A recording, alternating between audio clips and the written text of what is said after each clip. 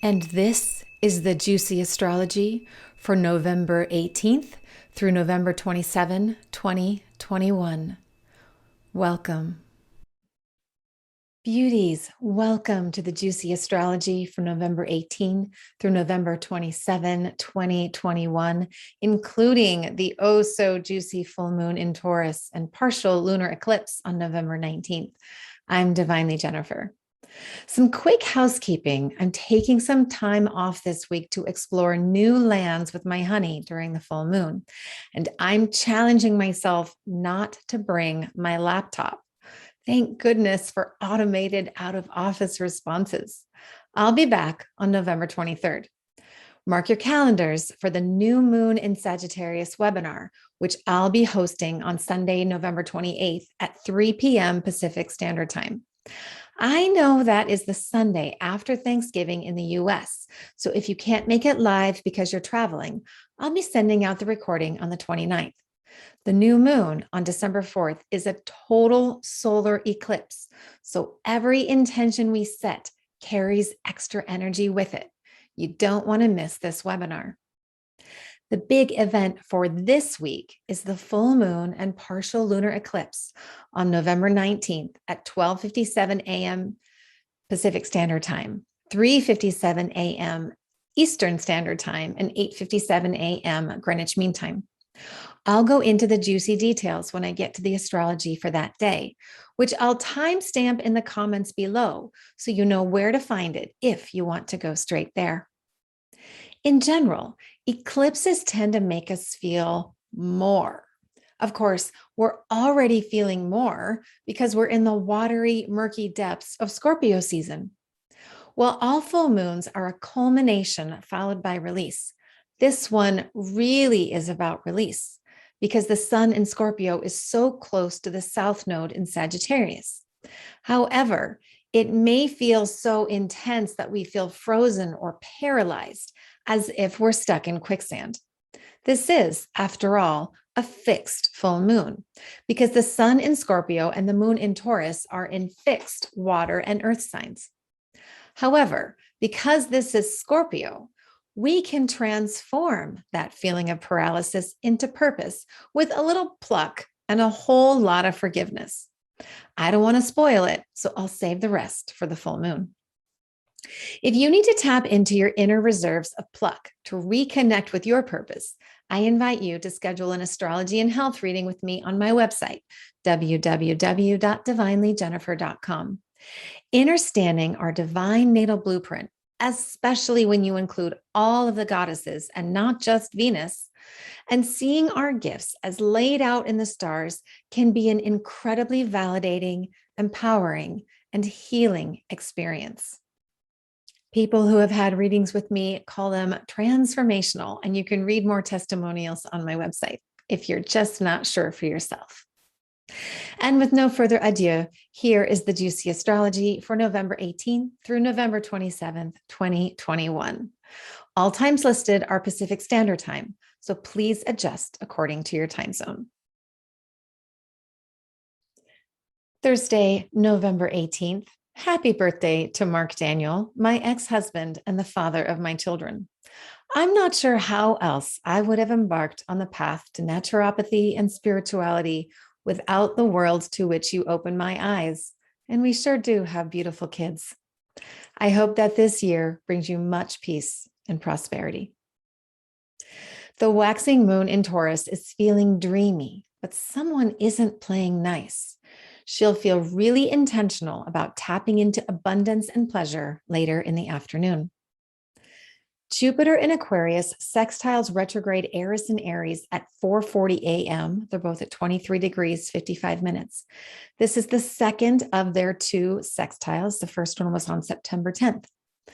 The first time these two sextiled on September 10th was right after the new moon in Virgo, and we were really tapping into the gorgeous feminine energy of the harvest. Things feel a little different right now with all of the dark Scorpio energy. Not that Scorpio energy is all dark, but it's definitely darker than Virgo. It's just, it's getting dark outside really early. There are many ways that this transit could go.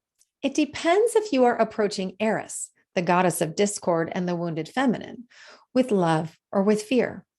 Be mindful of the energy and frequency you are cultivating. If you're feeling afraid or angry that you don't have a voice or that your autonomy is being taken away from you, Jupiter can magnify how that feels. There could be a lot of loud, angry voices out there today. This is more Kali energy for those of you familiar with her. Instead, I encourage you to tap into the love potential of this transit through the energy of Joan of Arc. Joan of Arc didn't feel called to unify France because she hated the English. She helped unify France because she received messages and visions from God and the angels, whom she loved and believed in so much that she had no fear. She preached independence within unity through her love and faith in the divine. What a beautiful message. Let your love for all that is good be magnified today. This energy will be felt through the full moon as well. Then at 7:37 a.m., Mercury in Scorpio trines Neptune in Pisces. They're both at 26 degrees, 26 minutes. As I said last week, Mercury in Scorpio has a tendency to manipulate through fearful words and messaging, but he can also help us speak words we are generally or normally afraid to say, especially in relationships. I know there are so many of you unhappy in your relationships right now, afraid to address codependency or afraid to verbalize your sexual desires. This transit brings beautiful energy for speaking those truths, especially if you approach the conversation from your divinity and dreams versus, you don't make me happy. One of my own dreams for the new earth is that all people can express their sexuality and sensuality in a way that feels safe and pleasurable for all, because I know what it's like not to feel safe, and I know what it's like to experience rapture with your beloved. We all deserve to feel the rapture. This could also be a day of foggy communication. It's not a day to sign contracts or legal paperwork if you can help it. Then Venus in Capricorn trines Uranus and Taurus at 10:07 p.m. They're both at 12 degrees, 12 minutes. Coming just a couple of hours before the full moon, this transit intrigues me. In astrology, Uranus represents electricity and lightning, innovation, intuitive flashes, and breakdowns leading to breakthroughs. He's a revolutionary and is in his fall in Taurus because he doesn't like being earthbound. He'd rather be flying around the sky, tossing lightning bolts around to foster big, disruptive change. In this trine with Venus, he feels like the so-called stereotypical problematic uncle or cousin at holiday dinner. You know the one I'm talking about, the one who does things differently, is probably ahead of its time. The perennial or divorced bachelor with maybe a few kids he doesn't talk to because of a falling out with their mothers. He tells stories that embarrass people. He doesn't agree with the general politics of the family, et cetera, et cetera. You get what I'm saying. That's kind of like how I am at holiday dinners. Shh.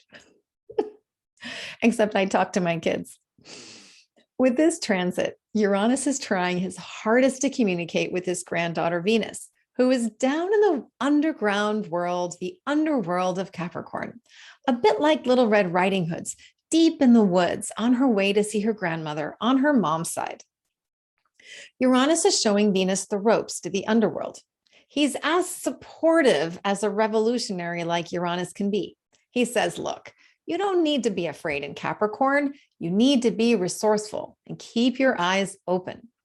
You hear all this scary stuff on the news, but really, all those people trying to make scary rules, they're just like the wizard in The Wizard of Oz. Those people in corporations and the government or running big foundations who think they are the authorities. The truth is, says Uranus, they are just regular people behind a curtain.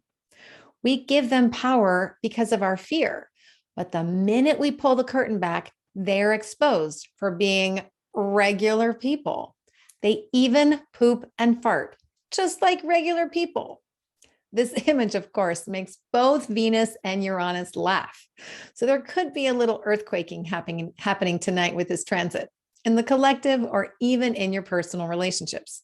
Be willing to let go of the fears of what's behind the curtain, even if letting go disrupts Thanksgiving dinner next week. Venus and Uranus will come close to another trine when Venus stations direct on January 29th, but it won't be quite exact, meaning that we could feel some similar energies as she reemerges from her retrograde. They just won't be quite as strong. Friday, November 19, the moon in Taurus goes void with her opposition to the sun, also known as the full moon, which, as I mentioned, is a partial lunar eclipse. More on that in a minute. The moon enters chatty, social, intellectual, curious, and gossipy Gemini at 6:32 a.m. Okay, let's talk about the full moon, because that's probably the main reason you're listening to the Juicy Astrology this week. We thought that October's full moon was going to be intense, which it was, and this one will be too. The full moon partial lunar eclipse happens at 12:57 a.m. Pacific Standard Time, 3:57 a.m. Eastern Standard Time.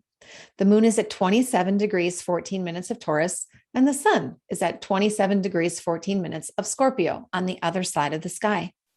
It's a partial lunar eclipse because the sun is just 4 degrees 27 minutes from the south node in Sagittarius. That's pretty close. Those of you in North and South America will be able to see it if you're willing to get out of bed for it. The new moon solar eclipse on November 4th will be visible to those of you in Europe and eastward, but not in the Americas. One of the darkest shadow energies we are feeling right now is betrayal. Scorpio can be vindictive because it's willing to look betrayal in the eyes. It's Pandora opening the box. When we first open the box, God, it hurts so much. We see all these truths we couldn't see before. Sometimes we stop there. We get angry. We want to punch and scream. We want revenge, or we feel paralyzed with emotion. That's part of the grief for sure. But it's the willingness to face the grief of the betrayals, the pluck to look straight at the truths in the proverbial eyeballs that allows us to transform them into strength, power, and fortitude. Once we realize that we've become stronger because of that betrayal, we can start to forgive it. It goes like this. We feel the betrayal. We say, what the bleep? Are you kidding me? We grieve, perhaps out of sadness, feeling foolish, from heartache. No matter, we allow ourselves to feel the pain. Then, with our pluck, the little glimmering seed of purpose inside of us, we examine the pain, look at it closely, and then can start to transform it. We stop being the victim. That is the moment of your awakening when you can start to transform the wounding of the betrayal into strength and purpose. I mean, is transforming your pain into power and purpose the best form of Scorpio revenge, or what? In all seriousness, let's talk briefly about some of the wounding that's happening out there right now, because as I said, we have to see it in order to transform it. Even though Chiron, the wounded healer, doesn't have any aspects to this full moon, he's in Aries right now. He does have that sextile to Saturn, which goes exact on the 26th, and I'll talk about that later. Chiron in Aries is about the wounding and healing of the individual, wounding of the higher mind and the head, the neurological system, self-wounding, accidental injuries, and getting shot. So many people have been shot in the last year, and it's causing a lot of wounding, even for people who haven't been shot, because the wounding, the getting shot, is traumatic at the collective level. It's a violation and a betrayal at the collective level. To make matters worse, no one is being held responsible for the wounds of getting shot, especially not financially. So if you are awake and see all of this happening, it can be easy to get angry and feel paralyzed by the weight of all that wounding. With the full moon conjunct Sedna in Taurus, you may additionally be feeling swells of emotion that can cause you to feel even more paralyzed or helpless. Or you might be inspired to make sacrifices, especially material ones. You're willing to go without because all of that emotion is making you realize what is really important. It's never the stuff that matters in the end. It's the love and the connection, because love is what we take with us when we cross over, when we die. The full moon asks us to slow down and appreciate every little pleasure, every bit of abundance that we have, especially when we get to share that pleasure and abundance with others. In actuality, it's the slowing down in appreciation that gives us the space to release the wounds and betrayal so that we can transform them. Once we awaken to this energy, the energy of the pause, it's so much easier to activate our purpose and our deep inner power and sovereignty. What deep wounds and betrayals can you release with this full moon? What burdens can you release that would give you a new sense of space and freedom so that you can activate more love in yourself and in your life? Are there any addictions or dependencies or codependencies holding you back from being your best self? How would forgiving yourself, first and foremost, but also others, for your wounds help you step into your purpose? So often we carry the burdens and wounds of others. You can release those burdens as well without feeling guilty about it. Lord knows this life is intense enough without just with our own stuff, let alone feeling responsible for everyone else. You don't have to carry the wounds and betrayals of the collective either. Carrying the wounds and betrayals of others and of the collective only prevents you from shining your light and raising your frequency. As my friend Patty Lennon says in her new book, Make Room for Magic, which I want to give to everyone on the planet for the holidays, it's that good. You have to make space for the magic and goodness to come into your life. And that means letting go of the clutter, not just the physical clutter, but the emotional stuff too. This may also mean releasing, at least energetically, the people who drag us down with their own unhappiness, fear mongering, or burdens. Sometimes we hold on to anger for people we don't even know personally. In fact, it's so easy to hate on people we don't even know. Social media is perfectly constructed for this. You don't have to like people, but you can also let go of any resentments and wounding you feel these people may have caused you, either directly or indirectly. Likewise, Vesta, the wise priestess and crone, is closely conjunct the South Node in Sagittarius. They'll be exactly together at 9:30 a.m., several hours after the full moon. Use rituals such as candles, prayer, breath work, and meditation to release old paradigms and beliefs, especially around health, education, religion, any type of dogma, resources, and communication and language. Listen to Pam Gregory's video called Thoughts About Now, which she just published last week, to inspire you to study raising your frequency. Pam is truly Vesta incarnate, and we are blessed that she is so generous to share her wisdom with us. Let's take a moment in honor of Vesta and Pam to close our eyes, unless you're driving, of course, and breathe into this feeling of release. As you inhale, imagine who or what you want to release energetically. Imagine them in your mind's eye, see them in front of you. As you exhale, imagine this energy leaving your body. Then on your next breath, imagine your body an energetic field being filled with unconditional love. Alternate your breaths.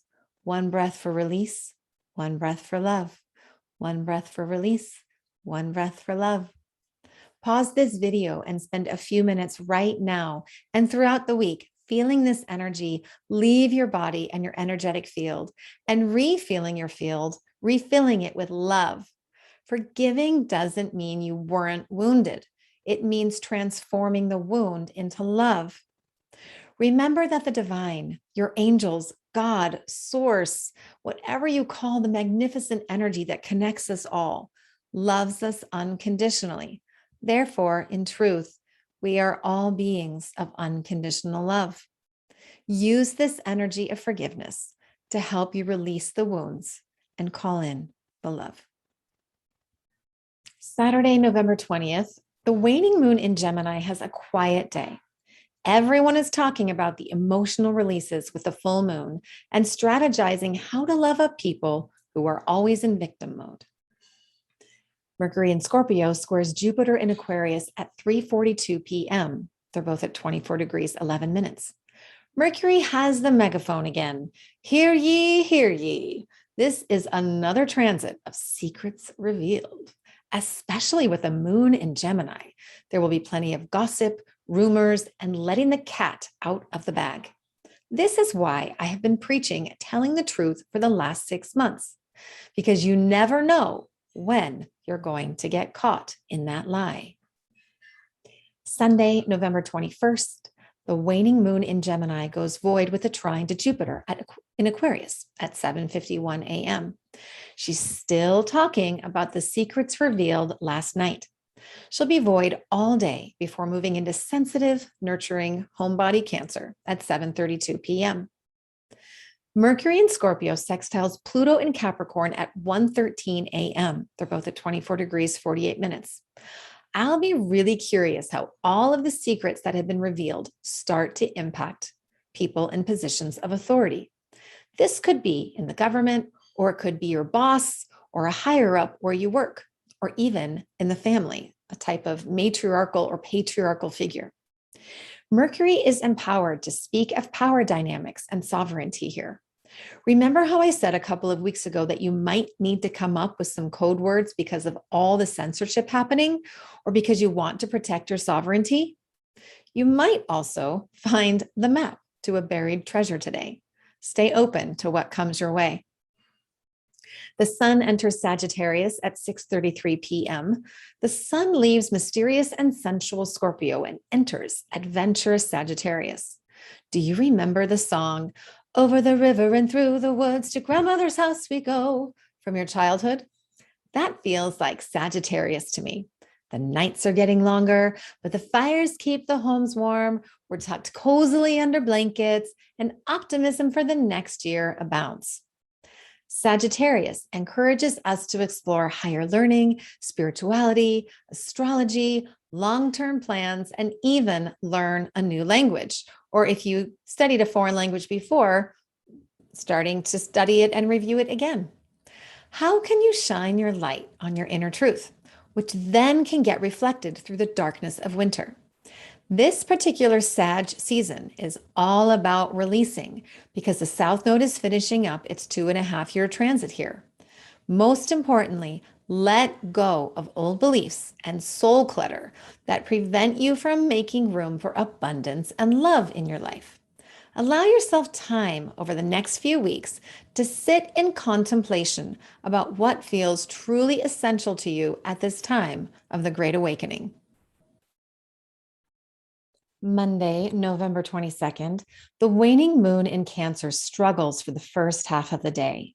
Everyone is still so wounded from the full moon. She decides to spend the afternoon by herself, tapping into her intuition and vision about her dream home and all the abundance that awaits. There are no major transits today. Thursday, November 23rd, the waning moon in Cancer has a really tough day.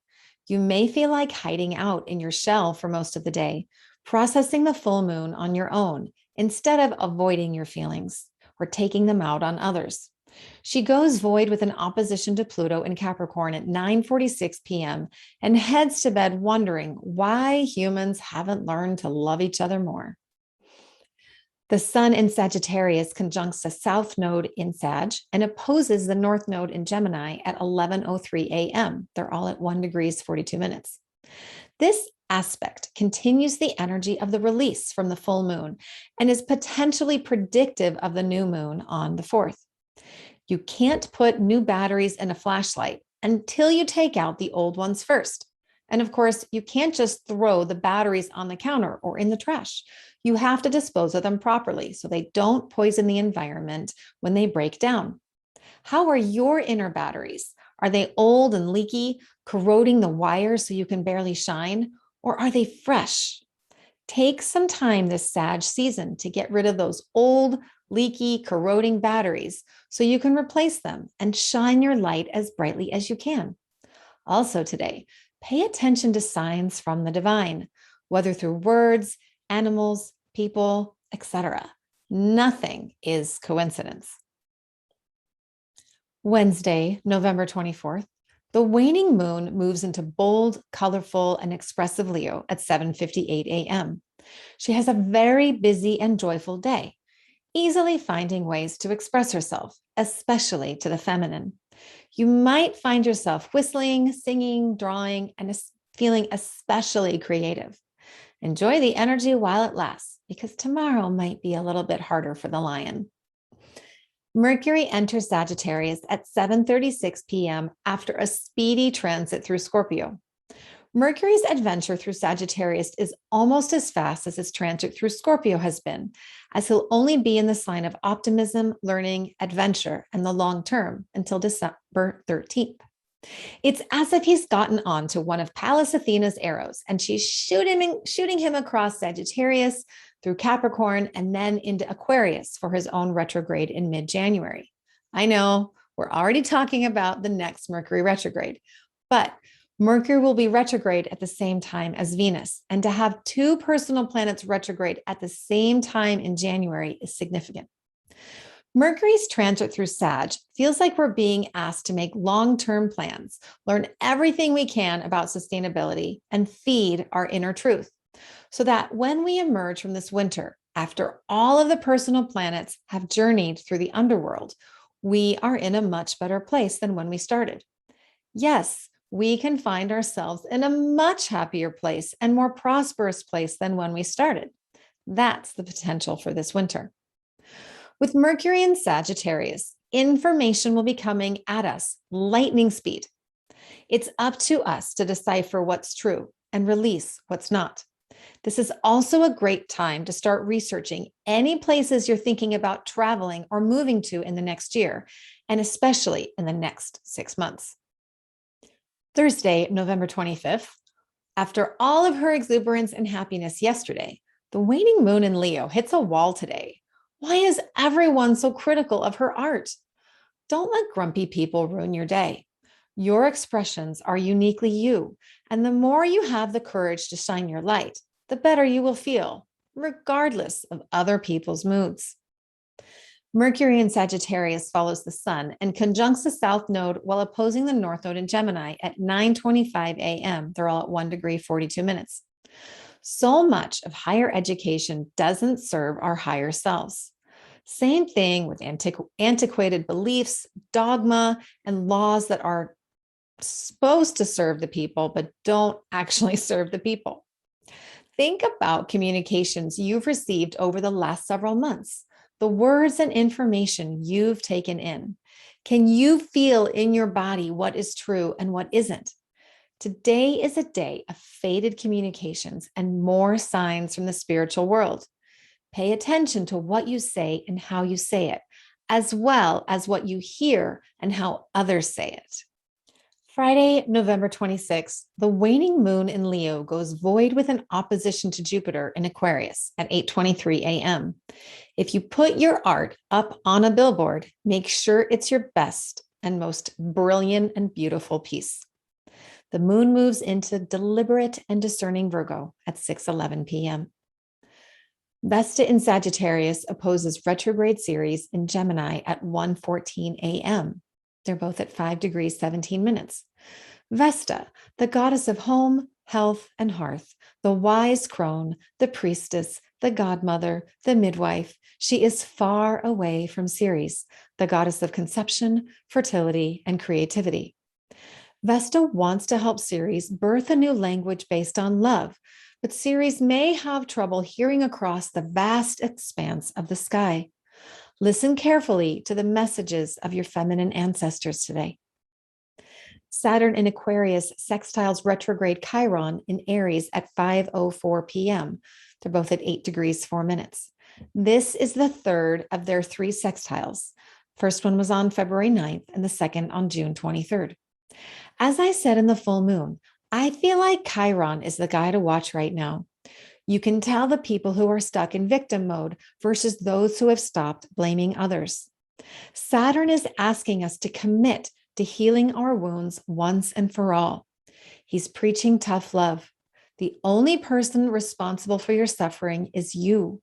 This might sound bold, but it means that you can start to heal the minute you decide not to be the victim anymore. I know this can be really hard right now because you might feel like you don't have control over your own health or healing. And I know there are people truly suffering out there because of how their bodies have reacted to new technology that was mandated by the authorities, or because they didn't feel like they had any options besides what the healthcare system told them. You might also need to create boundaries from those who preach coercion and conforming. This is so important right now because Saturn and Uranus are approaching their third and final exact square in December, when we'll really feel the squeeze here with Saturn, Chiron, and Uranus. The more you can focus on taking responsibility for your healing now through forgiveness, like I talked about in the full moon, the better off you will be. The Sun in Sagittarius opposes retrograde Ceres in Gemini at 10:59 p.m. They're both at 4 degrees 57 minutes. After Vesta's opposition to Ceres, now the Sun is shining a light on truth and law. There are lots of lawsuits out there right now, and I expect Supreme Courts throughout the world will have a very busy December regarding mandates, contracts, and lies. I don't envy any of them for the long-term impact of their decisions. I pray they listen to their hearts and not politics or fear. Can you conceive of a loving, nurturing world where everyone is able to awaken to the new earth? The Sun in Sag wants us to visualize this. Simply by feeling it, we can help to create it. Saturday, November 27. The waning moon has another tough day, this time in Virgo. She wants to focus on details and finishing up the loose ends of the lunar cycle, but everyone is too busy talking and gossiping. This is what teachers feel like entering the holiday season. Wild Uncle Uranus saves the day with some intuitive flashes around resources and abundance later in the afternoon.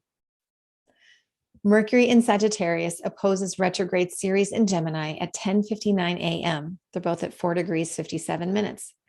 This transit is at the same degree as the Sun's opposition, exactly 12 hours later. What does that mean?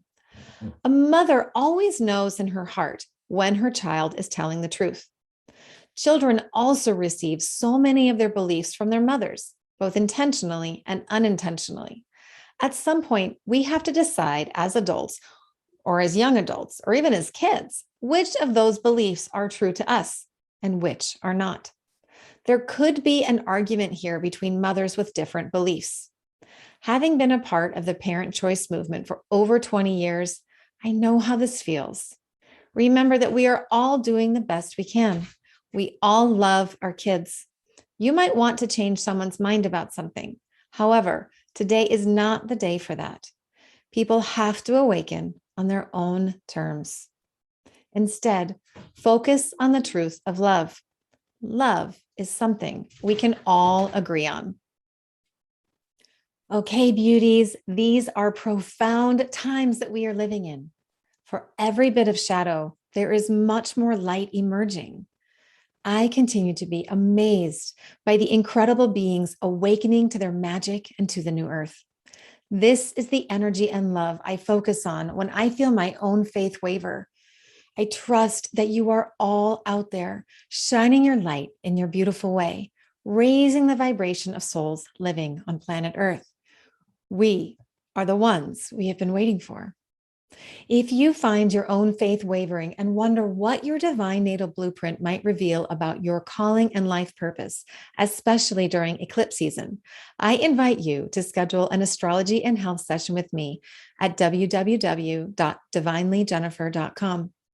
These sessions are so magical because you are magical. We all have our gifts, and the universe so wants you to enjoy them. I love you. Have a beautiful week and take care. I'm Divinely Jennifer, and I'll see you the next time.